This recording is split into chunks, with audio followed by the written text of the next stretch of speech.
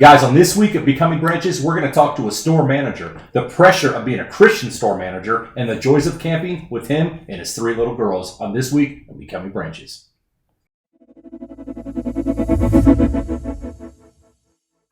Hello, everybody, and welcome back to Becoming Branches. My name's Adam Cook. With me, Pastor Dustin McKinney, and the one and the only Kyle Jorns joins us as a store manager. So if you think back when you were a kid, I had Kroger, I had a couple retail jobs, Best Buy, Payless. Oh, I didn't do Payless because I wasn't the name.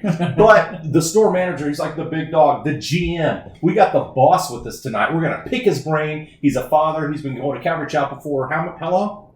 A year and a half. A year, 0.8. And we're going to get to know you a little better. Year 0.8. Thank you for being on the show. Thank you for having me. What we got going on? So we had Mike Atkinson. Yes. And Mike Atkinson is a elder at our church, and he talked to us about physical fitness. He's a grandfather 7 times over. Absolutely destroyed us at the Calvary Chapel golf outing. Yeah. Thanks for that, not sir. But we did give him props about how good of a golfer he was. So, What are we getting into tonight, man? Well, Kyle, just as Adam said, we appreciate having you on the show. Yes. So the big thing I want to talk about is in your season of life. Mm-hmm. You know, you have 3 girls, right? And your youngest is not even 1. Just I was gonna say. Yep. And what's your oldest? So what are the ages? Boom, boom, boom. 5, 3, and 1. 5, 3, and 1. Yeah, perfectly spaced. So, kind of want to talk about this season of life that you're in, and how, as someone who's a store manager, 3 young girls, a wife. How do you find time to go out and be physically active? Because that's kind of the topic we are in this series. But before we get into that, just kind of want to get to know you a little bit, man. Yeah. So, what do you love to do? What are some of your hobbies? Well, I love being outside. We love camping, which probably brought us to this. Love outside. I love shooting, and I just love spending time with my family. So nice. What do you like to shoot? Anything that moves. Yeah. Do you have a favorite gun of choice, or is it more like archery? Like what do you do? Yeah, guns. I don't do a whole lot of archery anymore. I did when I was younger, but now it's pretty well guns, and it's target shooting for the most part. Man, did you see the Eric Lawrence episode? I did. That is a gun. Yep. That was awesome. That was awesome. So do you have any ARs like that, or are you more handheld fire? So you do have ARs. Oh, yeah. Custom like his? Yep. Nice. Yeah. So you're getting along with a bunch of our church guys. Yeah. You're right in. Oh, yeah. As soon as you shook Josh's hand. Yeah, it feels like home. Gotcha. Now, did you grow up in a family that had that passion for guns, or is that something you developed? I got that from my grandpa. Okay. Yeah. Gotcha. I actually tried to bring my dad into it more and more as I got older, but that was something I got from my grandma and grandpa. Okay. Now, is that something you want to introduce to your daughters? Absolutely. Yeah. Is there a yes? No hesitation. Yes. What kind of a question is that? Are you not American? Fight for your life. Is 3 too young? Can it conceal carry? You can now. Used to, you had to have your permit, but not anymore. Like my 8-year-old, she means business.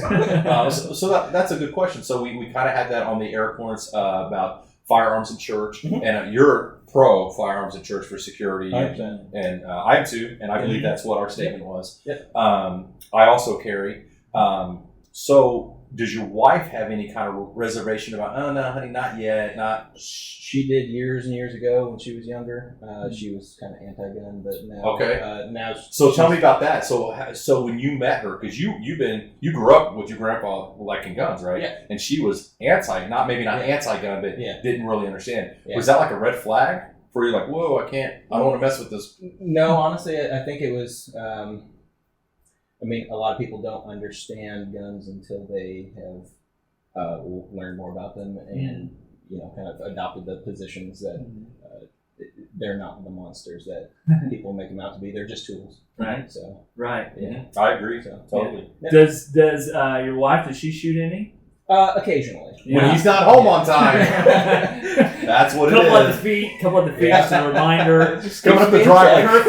Curfew at 6 o'clock. That's right. 6:01 is a warning shot. Yeah. That's right. 6:02. Yeah. You ain't coming back. So, we went up to Michigan, up to Curtis, Michigan, way up north by the up UP, and my cousin was up there, and he brought some firearms, and we shot some cans. And I wasn't as good as I claimed I thought I was. but Christina was like an eagle eye. She's like, ping, ping, ping, ping. And my cousin's father-in-law said, you better never mess up, Adam. She's got you dead to rights. Yeah. So that's fine. I didn't know if your wife's a good shot like that. Alexandra's the same way. Isn't that weird? Like, she never shoots, but she could shoot with me or outshoot me like any day. Yeah. I'm like, It's kind of scary. why? Yeah. What is this?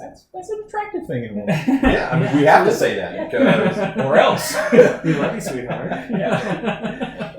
Well, anyways, Kyle, so kind of talking about this physical fitness element.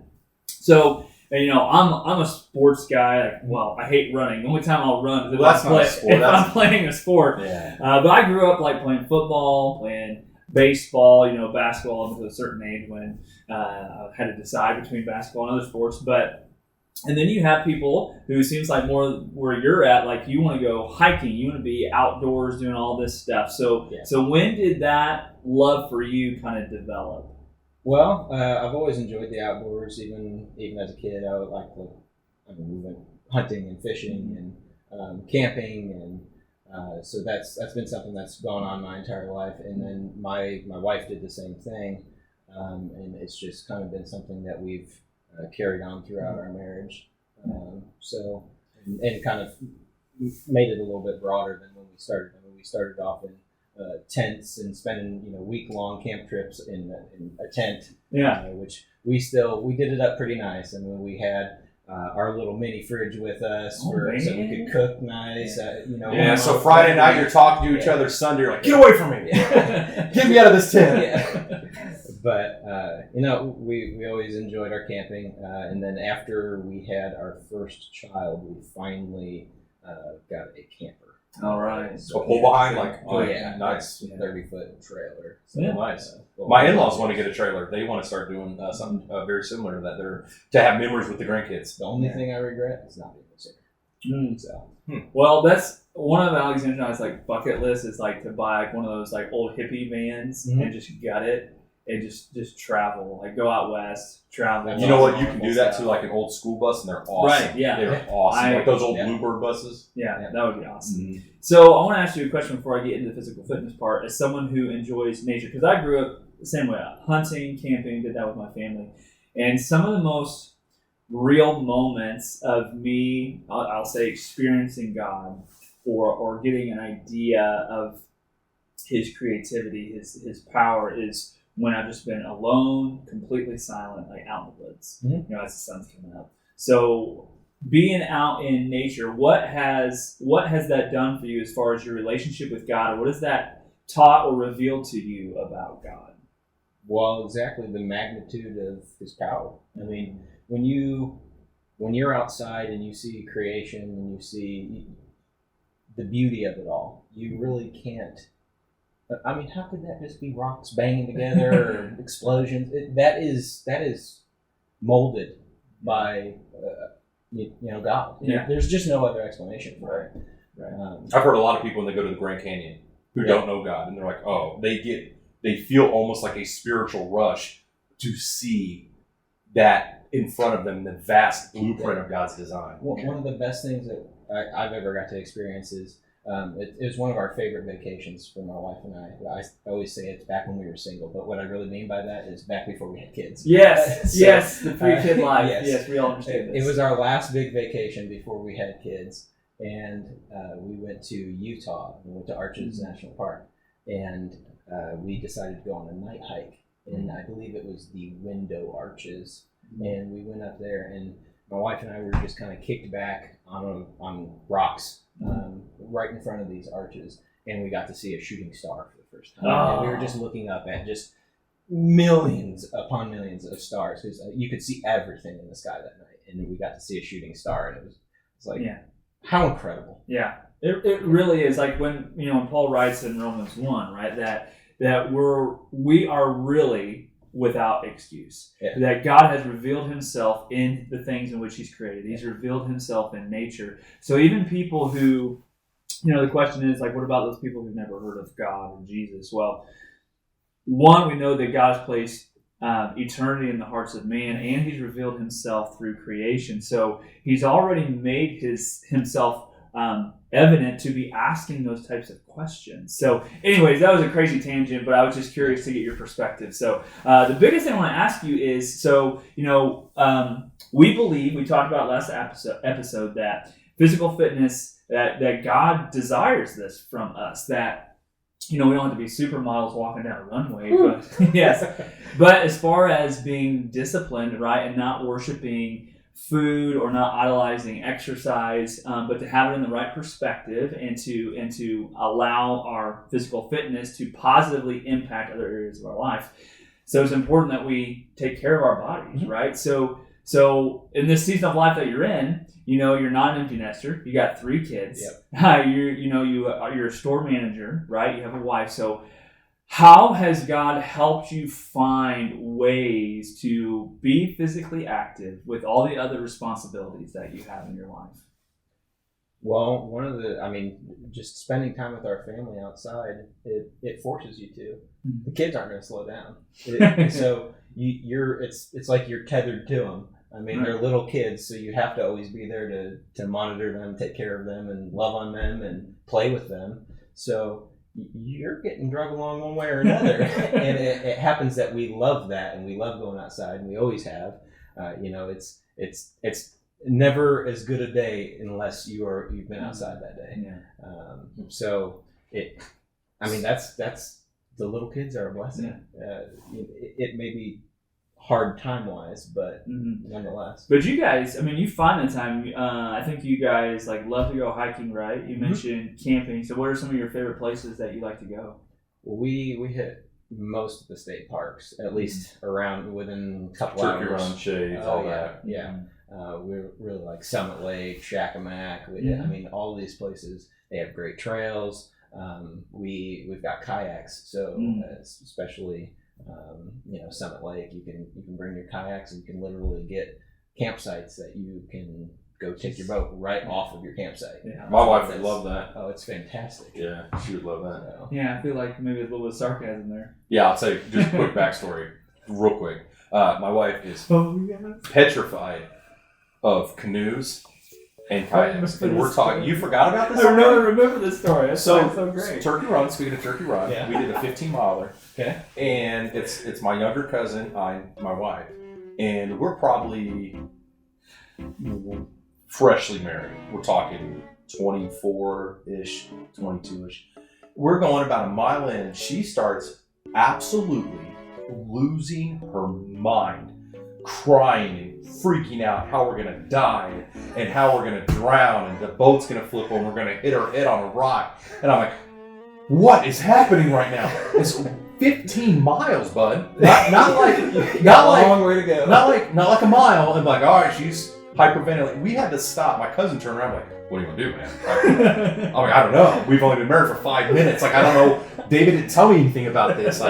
So we had to pull the boat over and we had to drag it on the shore. And she goes and sits on a log and she's literally like freaking. I'm like, oh my gosh, we've got 13 miles left. And so broken her. Yeah, I've broken. So other people, I have a warranty, right? So my cousin and his wife, or I don't know if they're married at the time, they were in these personal kayaks, right? So they kind of get over there. What happened? Is somebody injured? Because she's freaking. I'm like, no one's injured. And so we had to talk her into getting back on the boat. And the only way we could finish, my cousin had to sit in front, and I had to turn Christina around. I'm in the back, and I'm like, just look at me, just the whole time, right here. And I'm like, all right, we're doing this. The boat's rocking a little bit, 15 miles of that. So, not to put Christina on the spot, but I just did. You must be so embarrassed.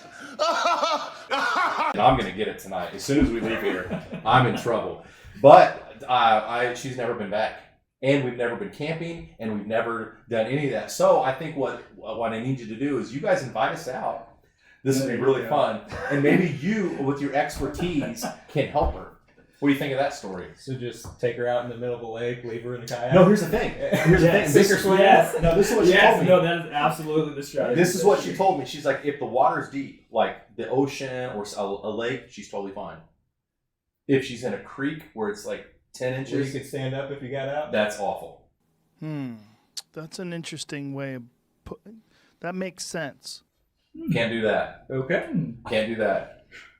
You figure it out, ladies and gentlemen. If you guys have a fear that's weird, drop in the comments what you're scared about. It could be something fun like that. I doubt it's as fun as that. Anyway, that was a tangent. I'm sorry, but it was a relevant story to what you were saying. Well worth the time. I highly enjoyed it. And that's all true. So I can't experience what you're experiencing. But I do like camping in a nice thing that you got. Do you 30-footer? So you bring your kids, obviously, and they're running all up and down the camper and getting into stuff. Oh yeah. And that's part of it. Oh, yeah. Any animals? Any dogs you sitting with you? Yep, I've got a bull mastiff. Man, you don't do nothing small, man. So you bring a Clydesdale with you. Yeah. And is that just for protection, or do you like just having, what's his name? He's just Brutus. Brutus? Yep, he's just The been a mastiff. dog. It's too brutal. Mm-hmm. He's about 10 years old, so he's been with Chugging along, huh? Yeah.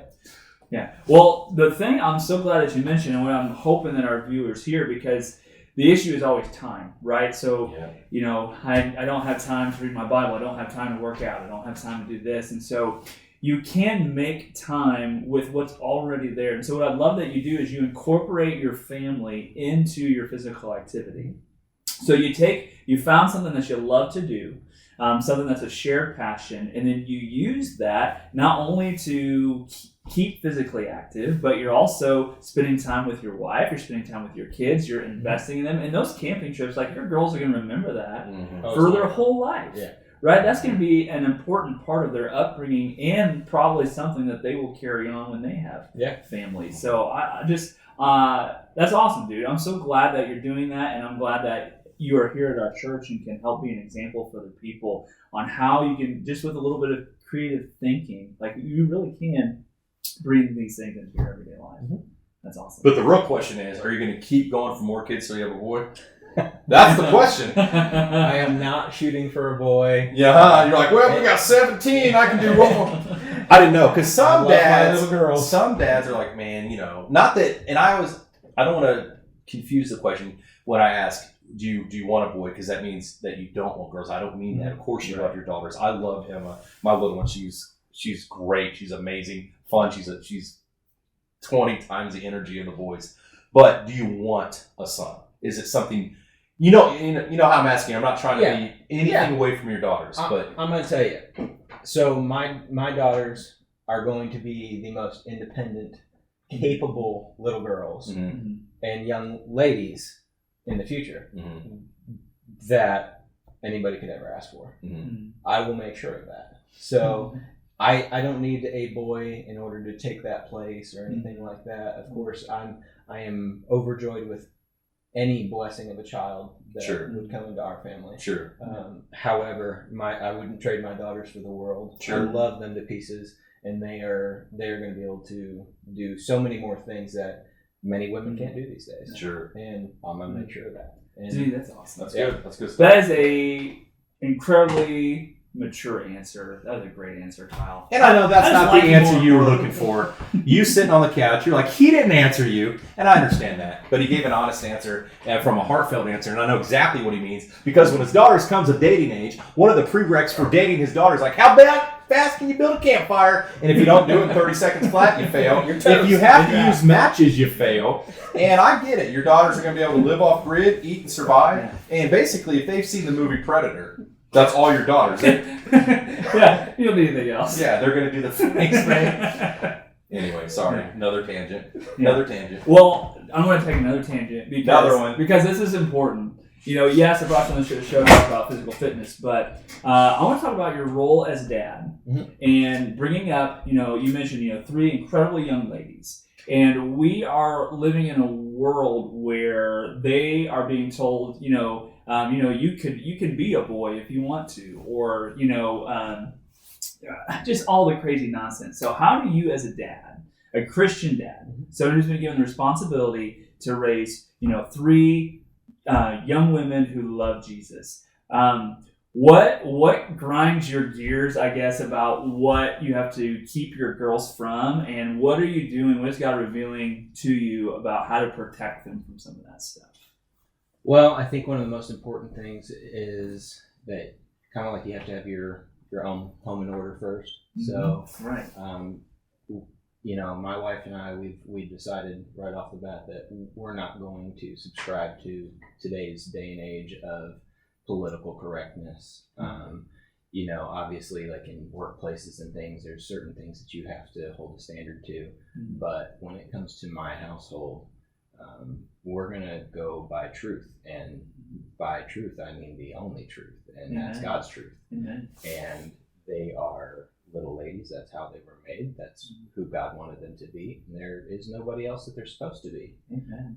And we just want to embrace that and make sure, because that is one of the biggest pet peeves these days, is you have to be even afraid of walking into a library these days to see what books they are going to pick out, what 100%. books are on display that they're pushing that day. Yeah. 100%. And it's like you have to screen everything as a parent. Yeah. And so many people say, well, are you sheltering them? And they're not going to fit in if you decide to homeschool them and things like that. Well, I don't want them to fit in with the world. That's these days. complete nonsense. Yes. Yeah. I don't want them to fit in with our society these days. Yes. If they stand out, that's a good thing. Yes. If they are separate, that's a good thing. Yeah. That's what God calls us to do, is stand out. And why would you, So- are you, you're sheltering your kids? Yes. Yeah. That's exactly what I'm doing. That's right? my job. Oh my goodness. Yeah. Yeah, Sorry. you're shielding This is you're shielding the insanity as their father, as you should. So, quick question, and I know we got to wrap it up fairly soon.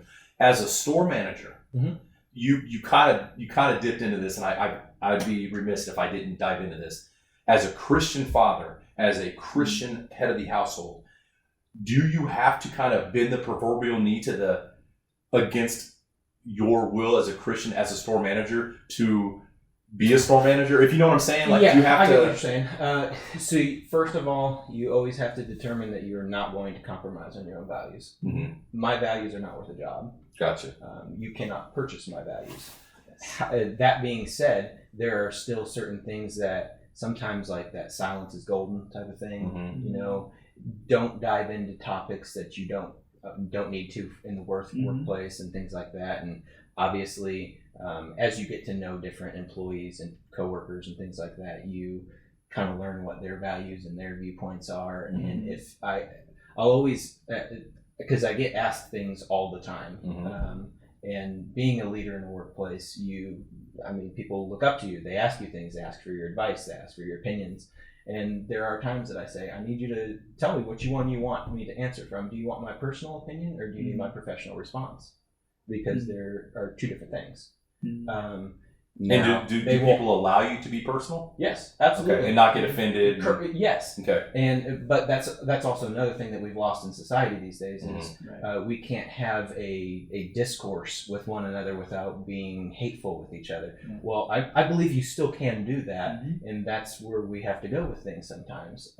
But either way, when you say, do you want my personal opinion or my professional response, it still needs to follow your values, my values, because that's the only thing we do. Man, Kyle, I am so impressed. Not to give you a big head, but just you said you're 33, right? Yeah. You're 33. That's always fun to be the same age as Jesus was.